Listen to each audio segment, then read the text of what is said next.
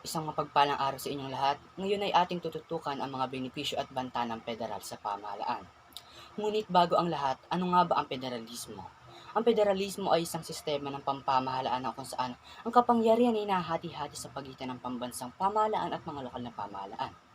Sa ganitong sistema, ang mga rehiyon o estado ay magkakaroon ng kalayaan na makapagpasya sa kanilang pansariling isyu at mga pangangailangan.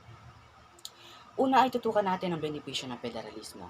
Isa sa pinakamahalagang benepisyo nito ay ang pagkakaroon ng mas malapit na koneksyon sa mamamayan. Sa pamamagitan ng mas malapit na pagpapasya sa lokal na antas, ang mga pangangailangan at kultura ng bawat rehiyon ay mas mapapansin at masusugpo. Dagdag pa rito, ang federalismo ay maaaring magbigay ng mas mabilis at epektibong solusyon sa mga lokal na isyu tulad ng kahirapan, edukasyon at infrastruktura. Subalit, hindi rin dapat balewalain ang mga banta ng federalismo. Isa sa mga pangunahing alalahanin ay ang posibleng pagkakaroon ng pagkakahati-hati at pagkakawatak-watak ng bansa. Kapag hindi maayos na plinano at ipinatupad ang federal na sistema, ito ay maaaring magdulot ng hindi pagkakaintindihan at idwaan sa pagitan ng mga rehiyon. Dagdag pa, ang posibilidad na ang ilang rehiyon ay magkaroon ng higit na pagkakataon kaysa sa iba na maaaring umantong sa hindi pantay na pag-unlad at oportunidad.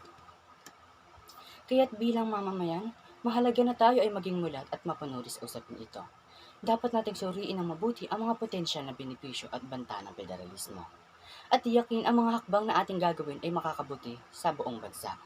Sa ganitong paraan, maaari natin makamit ang tunay na pag-unlad at pagkakaisa ng bayan. Dito na po nagtatapos ang aking talumpati. Maraming salamat po.